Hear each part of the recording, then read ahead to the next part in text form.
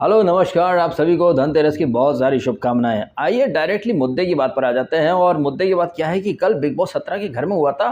भैया पावर के नाम से एक बड़ा झुंझुना बजाया कल बिग बॉस ने। लेकिन क्या ये टास्क वाकई में पावर वाली टास्क थी? क्योंकि पावर के नाम पर तो आपको एक बहुत बड़ी पावर मिलनी चाहिए, जैसे कि ये जो दिल दिमाग और दम, ये जो 3 खोलियां बना रखी हैं इन लोगों ने। तो किसका मोहल्ला बदलना है या फिर किसके अधिकार छीनने हो। अरे अधिकार तो सिर्फ यहाँ पर मोहल्ला नंबर 2 में जो है ना, जिनको आर्काइव रूम वगैरह सब मिलता है, और उसी आर्काइव रूम के अंदर ये कौन सा मोहल्ला नंबर 2 के जो लोग हैं ये सब कुछ देखते रहते हैं। वहीं पर तो मुन्नी बदनाम ने बड़ी बड़ी बातें करी थी कि सामने से गोली मारूंगा। अब ये मुन्नी जो है ये आर्काइव रूम में खड़े खड़े बोल सकती है कि विकी भाई सामने से गोली मारूंगा, ईंट चुरा करके ले जाऊंगा। लेकिन जब अंकिता ने सामने से गोली मारी मुन्नी को, तो मुन्नी बदनाम, हाय हाय हाय अंकिता आपने गलत किया। कॉम्प्लीमेंट ठीक है, लेकिन आप स्ट्रॉन्ग को पावर नहीं देना चाहते हो, आप कमजोर को पावर देना चाहते हो।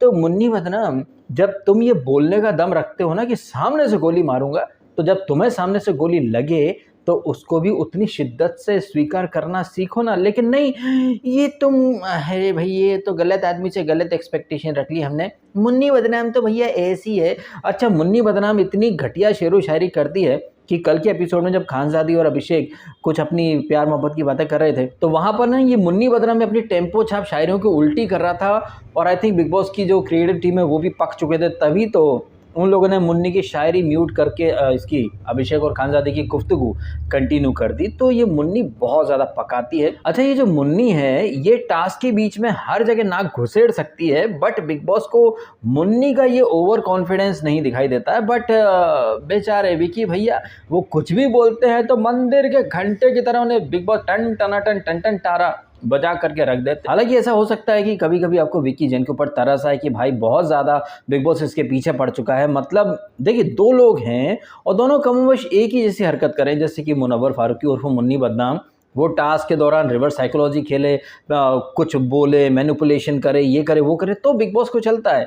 बट विकी जैन अगर कुछ भी बोल देता तो विकी, अगर आपको यही सब करना है तो आप बाहर जा करके खड़े हो जाओ, हैंड्स अप ऐसे करके खड़े हो जाओ। विकी, आपको तो सब कुछ पता है पहले से, तो टास्क करें या फिर आप पहले से बताने वाले हो। विकी, अगर आपको इतना ही करना है तो आप कर लेते। विकी, आपको ये करना है तो अंकिता क्या करेगी हैं? और आपको तो पता ही है वीकेंड का वार, जो पिछला जो वीकेंड का वार था ना, वहाँ पर अंकिता को सलमान खान ने स्पेशल क्लासेस ट्यूशन दिए थे कि अंकिता आप तो नहीं नहीं सलमान के अंदाज में बोले थे, अंकिता आपने तो पवित्र रिश्ता किया है, आप तो लीड में थी ना, तो यहाँ पर साइड रोल क्यों कर रही हो मैडम? आपको तो लीड में आना चाहिए ना मैडम। जब तक लीड में नहीं आओगी हम बॉस लेडी के टैग कैसे चलाएंगे आपके लिए? बिकॉज आपके लिए स्ट्रांग वुमेन, बॉस लेडी, ये वो फलाना ढीम का, ये सब भी तो करना है। और ये सब आपको अगर चाहिए तो भैया आपको सेंटर ऑफ अट्रैक्शन आना पड़ेगा, आप फॉलोअर नहीं हो। और अगर आपको याद हो तो बिग बॉस ने आई थिंक उसी टाइम उसी वीक में कहा था ना कि भेड़ चाल में चलने वाले लोग अपनी इंडिविजुअलिटी खो देते हैं। तो अगर अंकिता को बॉस लेडी का टैग दिलवाना है, या फिर इस सीज़न की हीरोइन का टैग दिलवाना है, या फिर इस सीज़न का जो रहता है ना सेंटर ऑफ अट्रैक्शन, जिसके इर्द गिर्द पूरा शो घूमे, अगर वो सारी पदवियां या तमगे या फिर ओहदा अंकिता को दिलाना है मेकर्स को, और इन सारी चीज़ों में सबसे बड़ी हर्डल या फिर रुकावट क्या है? इन सारी चीज़ों में सबसे बड़ी हर्डल है विकी जैन उर्फ अंकिता के हस्बैंड। क्योंकि विकी जैन बहुत ज़्यादा दिमाग चलाते हैं और अंकिता सिर्फ विकी की बातों को एक कट कॉपी पेस्ट कर लेती हैं, मतलब एकदम ब्लाइंडली फॉलो कर लेती हैं। और ऐसी ब्लाइंड फॉलोअर को लीडर तो नहीं साबित कर सकते हैं ना मेकर्स। इसीलिए टाइम एंड अगेन ये लोग विकी को मंदिर के घंटे की तरह बजा करके रख देते हैं। बट गलती यहाँ पर विकी की भी है। काहे कि विकी जो है जब से शो के अंदर आए हैं, अबे अंदर आए हो थोड़ा माहौल को समझो, लोगों को समझो, लेकिन नहीं, विकी ने तो आते से ही साला 24 घंटे भी नहीं हुए थे कि अभिषेक को हम अपने रूम में लेकर के आएंगे, ईशा तू भी इधर आ जा, और मुन्नी बदनाम से तो बाहर की सेटिंग थी सी। मतलब इतना ज़्यादा टू मच और इतनी जल्दी जल्दी में इसने विकी ने अपने पत्ते खोल दिए कि मेकर्स जो कि सलमान खान को खड़ा कर देते हैं कि यहाँ बाहर से कुछ नहीं होता है, कुछ स्क्रिप्टेड नहीं होता है, कोई प्री प्लान एजेंडा नहीं होता है। लेकिन इन सारी बातों की पोल पट्टी विकी ने खोल डाली आते से ही। अच्छा, आप मुझे एक बात बताइए, आप अगर किसी ट्रेन में जा रहे हैं या किसी बस में जा रहे हैं, किसी फ्लाइट में जा रहे हैं, आपकी बाजू वाली सीट पर कोई अजनबी इंसान है, तो क्या फिर पहली मुलाकात में ही आप दिल खोल करके सारी बातें कर लोगे उससे, या फिर अपने सीक्रेट शेयर कर दोगे, या फिर उस इंसान को अपनी प्रायोरिटी लिस्ट में रख लोगे? ऐसा नहीं करोगे ना, अनलेस वो इंसान आपका पहले से जान पहचान वाला हो। अरे तू, हाँ अरे मैं तेरे साथ था, अरे हाँ वो पुराने दिन थे, चल कहाँ जा रहा, कौन से होटल में जा रहा है, चल मैं भी उधर रुकता हूँ। जब कोई जान पहचान वाले लोग होते हैं तो वो आदमी खुल जाता है। और यही जो है वो विक्की जैन की सबसे बड़ी गलती है, क्योंकि आते से ही उसने पत्ते खोल दिए कि अभिषेक, अंकिता, सॉरी ये नील, ऐश्वर्या और ये मुन्नी बदनाम, इन 4-5 लोगों का बाहर से एक पूरा व्हाट्सएप ग्रुप रहा होगा। सारी प्लानिंग स्ट्रेटजी इन लोगों ने करी। अदरवाइज़ आप खुद सोचिए ना कि इस घर के अंदर तो सनी, तहलका, हालाँकि उसने भी अभिषेक से बाहर मिलने की बात वगैरह करी थी। तो इन सारी बातों को मद्देनज़र रखते हुए हम तो यही कहना चाहेंगे कि भैया विक्की जैन से कोई सिंपैथी वगैरह देने की ज़रूरत है नहीं, बिकॉज़ वो बहुत ज़्यादा, बहुत तेज़ी से खुद को मास्टरमाइंड साबित करना चाहता था। बाहर की प्लानिंग, स्क्रिप्टिंग सब तो एक्सपोज़ करके रख दी उसने। खैर, जब ये एपिसोड शुरू होता है तो हम देखते हैं कि वो, अरे आपने एवेंजर्स या जस्टिस लीग तो देखी होगी, वहाँ पर वो क्या रहता है, वो वांडा ये विच ऐसे करके वो गोला-वोला बनाती रहती ना, फिर वो चुटकी बजाता थानोस वगैरह। तो उन सीन्स में अगर वीएफएक्स हटा दिया जाए तो ये एक्टर्स ऐसे-ऐसे अफलातूनी हरकतें करें, भुश भुश भुश भुश, तो ये सब कर रहा था समर्थ और ये खानज़ादी। उसके अच्छा ये समर्थ जो है, समर्थ के लिए आई थिंक बॉलीवुड में गाना लिखा गया होगा, हिलडुल लौंडा हिलडुल हिलडुल। समर्थ मुझे लग रहा है कि ट्रेन में पैदा होगा, तभी तो इतना हिलता-डुलता रहता है। वो टॉवेल लहरा-लहरा के चलता है, लहरा के बल खा के, तो कैसे चलता है इसके बारे में आई थिंक मुन्नी बदनाम ने बोला था ना, भाई ये जानी दुश्मन पिक्चर का अरमान कोहली लग रहा है। पहली बार मुन्नी जो कि स्टैंड अप कॉमेडियन है, पहली बार उसने ऐसा कुछ बोला जिस पर हमें हँसी आ गई है। Otherwise so called stand up comedian वहाँ पर ये शेर व शायरी ज़्यादा करते, पकाते बहुत हैं। और ये चिंटू, ये जो है इसका नाम, हाँ समर्थ को अपन भी चिंटू ही बोलेंगे, और ईशा मालवीय के नाम से अपने को फुटेज मिलता है ना, तो अपन उसको चिंटू की चिंकी बोला करेंगे, क्योंकि काफ़ी लोगों को दिक्कत है कि भाई मेरे वीडियो ईशा का नाम लेकर चलते हैं, मेरे वीडियो अंकिता का नाम लेकर के चलते हैं। तो मुझे लग रहा है कि टाइगर 3 भी अंकिता और ईशा के नाम से चल जाएगी, बिकॉज़ अंकिता और ईशा के नाम से सलमान खान को भी फुटेज मिलता है। तो ईशा मालवीय को हम चिंकी बोलेंगे आज से। और उनका जो चिंटू है, भैया चिंटू तो, अच्छा चिंटू जो कि चिंकी का अभी करंट लवर है। अब कल के एपिसोड में ऐसा क्या हुआ कि चिंटू चिंकी के एक्स लवर से बोल रहा था तू बदतमीज है, तू सुधरा नहीं है, ये नहीं है, वो नहीं है। क्या मैंने कल कुछ मिस कर दिया, स्किप कर दिया? क्योंकि जहाँ तक मैंने देखा एपिसोड के शुरू में ही ये जो चिंटू है ये चिंकी के एक्स लवर पर चढ़ रहा था। फिर बाद में ये चिंकी का एक्स लवर उससे बोल रहा था कि जा जा जा तेरे को वोट नहीं देना, ये वो। फिर ये जो चिंकी का एक्स लवर है ये मनारा से भी बोल रहा था कि मैं ये चिंटू जो है ना इसको बाहर देख लूँगा फिर बताऊँगा। तो बाहर ये क्या है, मतलब है बाहर क्या ये ग्रेट खली है या फिर दाऊद है, ये छोटा राजन है या क्या है? अरे ये मैं क्या बोलने वाला था, बिग बॉस में तो क्रिमिनल माइंडेड लोगों को ही पहली प्रायोरिटी पर रखा जाता है। तो सही बात है, तो ज़रूर 50-60 लोगों को तो मार के आया ही होगा ये अभिषेक। हाँ जैसी बातें करता, बाहर देख लूँगा मैं कौन हूँ, समझ गए हम। एनीवे ये सब पंचायत चलती रहती है, उधर ये प्यार का एंगल बना करके खानजादी और ये अभिषेक ये सब आगे बढ़ना चाहते हैं। बीच बीच में हम देखते हैं कि विक्की जैन और जिगना और ये रिंकू ये भी लव गुरु बन जाते हैं, भाई प्यार की बहुत ज़्यादा पंचायतें करते फिरते हैं। वहीं सना रईस खान ये घोड़े बेच करके सोती रहती है, जैसे ही कुकड़ू को बजता है उड़ जाते हैं। वहाँ पर हमें तहलका की मिमिक्री काफ़ी अच्छी लगी, जिस तरह से वो अनुराग की लेग पुल कर रहा था, बैंगन मिला। ये सब मस्ती मजाक, ये सब चुगलपंती और पूल की मस्ती, इन सारी चीज़ों को अपन साइड में कर देते हैं। डायरेक्ट ये जो टास्क हुई थी ना पावर वाली, उस पर आ जाते हैं। तो भैया यहाँ पर सबसे पहले तो मेरी एक शिकायत है बिग बॉस की टीम से, क्योंकि बिग बॉस ने ये जो टास्क की थीम रची थी, ये मोंजुलिका के ऊपर ये थीम रची गई थी, लेकिन बिग बॉस 17 की ऑफिशियल मोंजुलिका को यहाँ पर भाई नचाया नहीं गया। हम तो देखना चाहते थे कि बिग बॉस 17 की असली मोंजुलिका कैसे नाचती है और कैसे छिन छिन छिन छिन करती, आमी जो तुम्हार करके किस किस का वो पत्ता काटती है। लेकिन अफसोस है, मेरे को बहुत ज़्यादा बुरा लगा है भैया, बिग बॉस 17 की ऑफिशियल मोंजुलिका को मोंजुलिका नहीं बनाया, अंकिता को खानजादी और सना को मोंजुलिका बना दिया। वैसे मैं अंकिता को, खानजादी को या फिर सना को पर्सनली इतना पसंद करूँ ना करूँ, लेकिन उनका परफॉर्मेंस बहुत बढ़िया था, क्योंकि इतने शॉर्ट नोटिस पर आपको कोरियोग्राफी, डांस वगैरह सब कुछ। अब अंकिता तो क्या भाई, वो तो प्रोफेशनल एक्टर है तो उसको तो आता ही होगा। बट मुझे सबसे ज़्यादा सरप्राइज़ कर दिया सना रईस खान ने, जो कि पेशे से एक वकील हैं, लेकिन क्या डांस किया है यार। मतलब मैंने सच बता रहा हूँ, एक्सपेक्ट ही नहीं किया था कि सना रईस खान इतना बेहतरीन डांस करेगी। और न सिर्फ डांस, बल्कि मैं मान रहा हूँ कि Sana Raees Khan was the actual game changer in this task. जिस तरह से विकी भैया का पत्ता काट दिया, जिस तरीके से अभिषेक का पत्ता काट दिया और ईशा का पत्ता भी इसने सना ने ही काटा था। कहने का मतलब है कि जब ये टास्क शुरू होती है तो अंकिता आती हैं सबसे पहले, mind blowing performance, hats off to यार अंकिता, क्या जबरदस्त डांस किया था। और जितना अच्छा डांस किया ना अंकिता ने, उतनी ही अच्छी वो टास्क भी कर सकती थी। ऑल दो टास्क की शुरुआत उन्होंने ग्रजेस के साथ करी थी, अपने ही रूम के नील को और ऐश्वर्या को हटा दिया, लेकिन पहले 2 दाव के बाद जो तीसरा दाव खेला था अंकिता लोखंडे ने, वो काफी ज्यादा शॉकिंग था। क्योंकि मुन्नी जो कि पीठ पीछे तो अंकिता को बहुत खरी खोटी सुनाती रहती है, अंकिता को कर्मा मिला ये वो, लेकिन फेस पर ना ये मुन्नी अंकिता की बहुत ज्यादा गुड बुक्स में रहती फिरती है। और ऐसी मुन्नी को अंकिता उड़ा देंगी भाई, ये एक्सपेक्टेड तो नहीं था। लेकिन अंकिता मैडम ने यहाँ पर काफी अनएक्सपेक्टेड तरीके से मुन्नी द बदनाम का विकेट उड़ा दिया। और उसके बाद तो क्या है, मुन्नी द बदनाम का बौखलाना लाजमी था फिर, ठीक वैसे ही जैसे फुद्दू फरहान क्या नाम, शब्बो आजमी हो। और ये मुन्नी जो है ना, इस मुन्नी के फैंस आते हैं मेरे पास कमेंट करने कि भाई आप मुन्नी के गेम को अप्रिशिएट करो। तो भाई मुन्नी का गेम तो अपन ने लॉकअप में देख रखा है ना, मुन्नी के गेम में कुछ नया है क्या है? अगर आपको कोई 6 महीने पुराना बासी खाना ला करके देगा, आप खाओगे क्या? फेंक दोगे उठा करके? तो वो मुन्नी जिसका गेम अपन ने लॉकअप में पूरा देख रखा है, और ऐसा भी नहीं है कि मुन्नी का गेम यहाँ पर कुछ अलग है, वही पैटर्न है, वही गेम है, वही कैमरे में बात करना, लोगों के मुंह पर अच्छा रहना, पीछे से छुरा भौंकना, वहाँ पर भी झुंड को यूज़ करना, यहाँ पर भी लड़कियों के झुंड को यूज़ करना, वहाँ पर जो मुसाइशा और मुंजली मुन्ना, वहाँ पर भी इसके जो मुन्नी के झुंड में थे वो पूनम पांडे थी, वो मुसाइशा सॉरी साइशा, आधा ना राधी मादा, आधा पादा लोंग सवादा, ये सब करता रहता था मुन्ना मुन्ना। और एक थी वो अंजलि अरोड़ा करके, जो कि कच्चा बादाम करके फेमस हुई थी, लेकिन लॉकअप में इस मुन्नी के कच्चा बनियान धोती फिरती थी। तो वहाँ पर भी वो फीमेल्स को आसपास रखता था, इजीली उनको कंट्रोल करता था। लेकिन जिस दिन या जिस एपिसोड में वो मुंजली और ये इन लड़कियों ने अपने हिसाब से थोड़ा कुछ कर लिया, तो इसके गुर्दे छिल गए थे और फपक फपक के रोया था, मैं तुम्हारा दोस्त हूँ, तुम्हारे लिए इतना करता हूँ, तुमने अपने हिसाब से कैसे खेल लिया।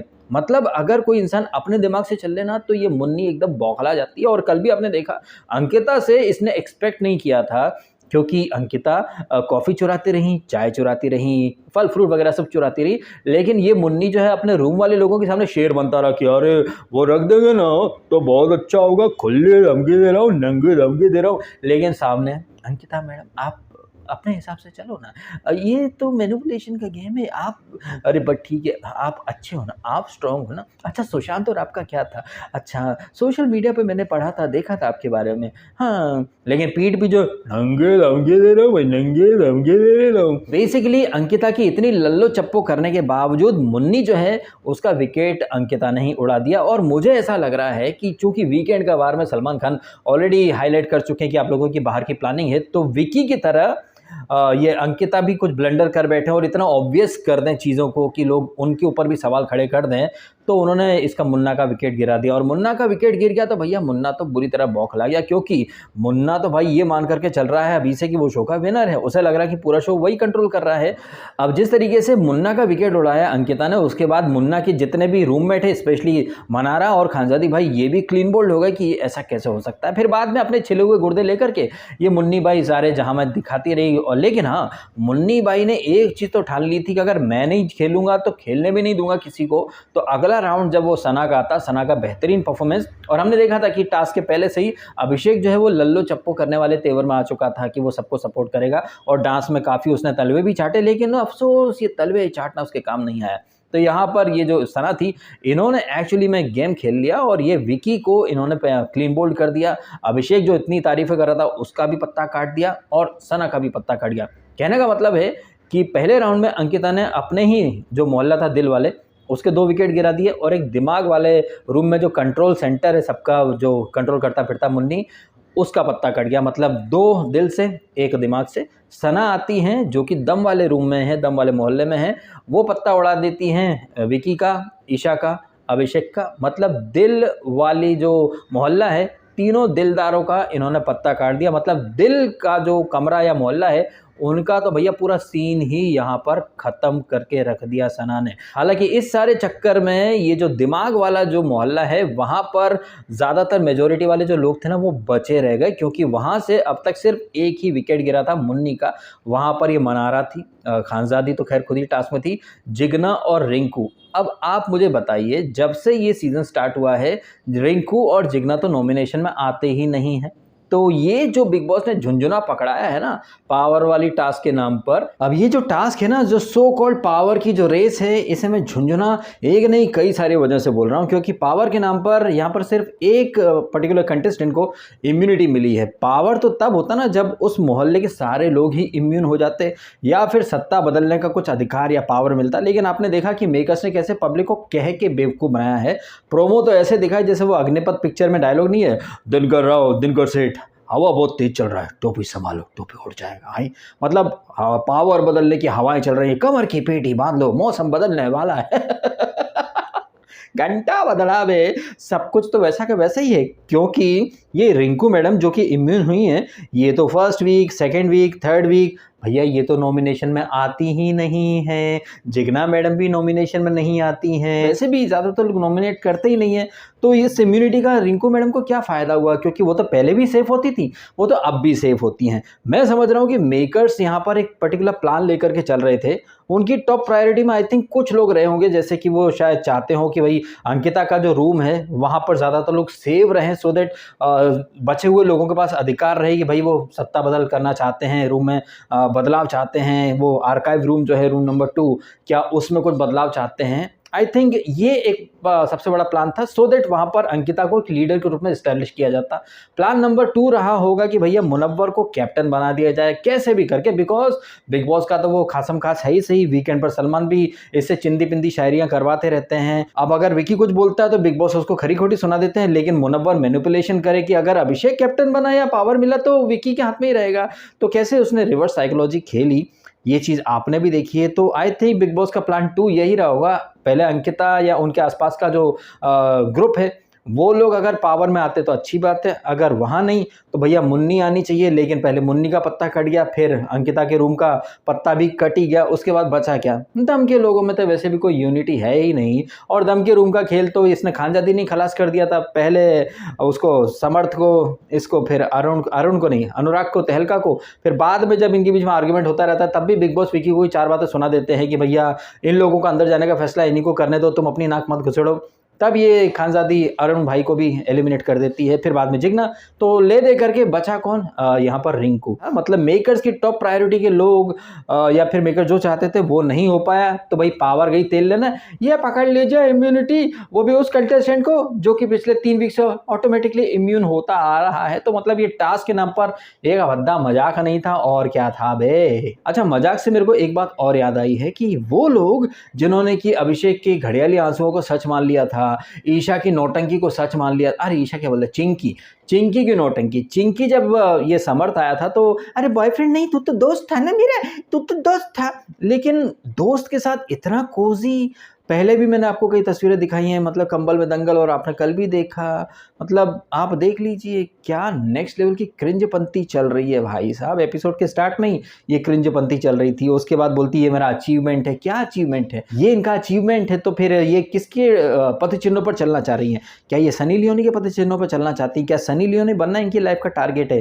क्या ये उस फील्ड में कुछ अचीव करना चाहती है? भाई लक्षण तो यही साबित कर रहे हैं। फिर ऐसी लड़कियों का अगर कोई कैरेक्टरलेस बोल दे तो फिर अंकिता के गुर्दे छिलते हैं कि भाई कैरेक्टरलेस कैसे बोल दिया। अबे जो वो कर रही है वो सती सावित्री वाले तेवर तो नहीं है ना, है? और फिर ऐसी ईशा मालवीय उर्फ चिंकी के सपोर्ट में ये सस्ती वकील बन के अंकिता लोखंडे कूद पड़ती हैं कि भाई उसे कैरेक्टरलेस बोल दिया। इनफैक्ट खानजादी के लिए जो प्रोमो आया ना, जहाँ पर अंकिता बोल रही प्रोमो में कि मनारा ने खानजादी को कैरेक्टरलेस बोला, क्या वाकई में खानजादी कैरेक्टरलेस नहीं है क्या? जिस तरीके से उसने पहले तो डुक डुक होता है, फिर he makes me feel uncomfortable. Khanzaadi किसकी गर्लफ्रेंड है? जेड हैडेड की। जेड हैडेड जिसकी 8-10 साल की बच्ची है, बच्ची होने के बावजूद वो टेम्पटेशन आइलैंड में लड़कियों के संग रंगरली बना रहा है। बिग बॉस ओटीटी में इसने आकांक्षा को किस करा था, तब सलमान खान काफ़ी गुस्से में थे कि तुम्हारी लड़की है, तुम एक बच्ची के बाप हो और तुम ये सब करते फिर रहे हो। और उसकी गर्लफ्रेंड है ये खानजादी। तो खानजादी का क्या कैरेक्टर है भाई, मतलब ज़्यादा बोलना नहीं चाहूँगा मैं। लेकिन जिस तरह से आपने सुना था इस एपिसोड में, ये मनारा और ये अनुराग बात कर रहे थे ना कि खानजादी कुछ भी बोलती रहती है कि बहुत अमीर घर की है, फिर बोलती है इसकी माँ जेल में थी, नज़रबंद टाइप की, ये वो। मतलब खानजादी की किस बात का यकीन किया जाए? ये चिंकी जैसी लड़कियों की किस बात का यकीन किया जाए? कभी बोलती बॉयफ्रेंड है, कभी बोलती नहीं सिर्फ फ्रेंड था। तो ऐसी जो लड़कियाँ होती हैं भाई उनके कैरेक्टर पर सवाल उठते हैं। जैसे अंकिता लोगों की क्लास पर सवाल उठा सकती हैं, तो कोई और इंसान ये खानज़ादी या फिर इस चिंकी के कैरेक्टर पर सवाल या प्रश्न क्यों नहीं खड़े कर सकता। आई रियली विश यार कि कोई तो हो जो जाकर के अंकिता को थोड़ा सा आईना दिखाए कि मैडम जिस जबान से आप लोगों को क्लासलेस बोलती हो, उसी जबान से कोई और किसी को कैरेक्टरलेस बोलता है, तो आपको क्या प्रॉब्लम है? आपको क्या लगता है, क्या ये अंकिता का दोगलापन है या नहीं? खुद तो किसी को क्लासलेस बोल देंगी, घटिया बोल देंगी, गधी, फ़िल्थ, पता नहीं क्या-क्या, लेकिन किसी और इंसान ने किसी और इंसान को कैरेक्टरलेस बोल दिया तो अंकिता खड़ी हो जाती है, तो क्या बोला जाए? अब आप कमेंट करके बताइए जिस तरह से ये टास्क के नाम पर खोदा पहाड़ और निकली चुईया वाला जो खेल खेला बिग बॉस ने, लास्ट मिनट पर बिग बॉस तगड़ा गेम खेल गए। मुझे ऐसा लग रहा है कि बिग बॉस इस टास्क में कुछ न कुछ बड़ा करना चाहते थे। शायद वो देखना चाहते हो कि मुनव्वर घर का कैप्टन बनता है या नहीं बनता है, वो बाहर हो गया। उसके बाद शायद ऐसा लगे कि भैया दिल वाला जो कमरा है उसमें विकी रहे या फिर अभिषेक रहे, या कहने का मतलब है कि जिस मोहल्ले के लोग ज़्यादा बचते उस मोहल्ले को कोई पावर मिलती। मुझे ऐसा लग रहा है कि अंकिता के पास एक मौका था, अगर वो अपने मोहल्ले के लोगों को बचा करके चलती तो क्या पता मेजॉरिटी के आधार पर, बहुमत के आधार पर उन्हें एक अधिकार मिलता रूम शफल करने का। लेकिन मुझे लग रहा है कि अंकिता के बाद जो सना ने गेम खेल लिया, विकी और अभिषेक का विकेट गिरा दिया, माइंड ब्लोइंग था भाई। आपके हिसाब से गेम चेंजर कौन था इस टास्क में, और आपके हिसाब से आपको क्या लगता है कि बिग बॉस एक्चुअली में क्या कराना चाहता था? ज़ाहिर सी बात है कि किसी एक कंटेस्टेंट को इम्यूनिटी अगर देनी है तो इतना सारा सेटअप या इतना तामझाम करने की ज़रूरत नहीं थी। आप बहुमत से नाम लेकर के भी करा सकते थे, लेकिन यहाँ पर बिग बॉस कुछ बड़ा गेम खेलना चाहता था। लेकिन बिग बॉस के फेवरेट लोग उस टास्क में ऑलरेडी बाहर हो गए, तो बिग बॉस ने लास्ट मिनट पर प्लान बी इम्प्लीमेंट कर दिया, और ये टास्क थी इम्यूनिटी की। अगर इम्यूनिटी की थी तो टास्क का नाम इम्यूनिटी की रेस रख देते, टास्क का नाम था पावर की रेस। तो कैसे बिग बॉस खेल गए ये आपको अच्छे से समझ में आ गया होगा। अब क्या है आपके ओपिनियन, कमेंट अवश्य करें। आपने समय निकाला, वीडियो देखा, आपका बहुत बहुत धन्यवाद। Thank you so much.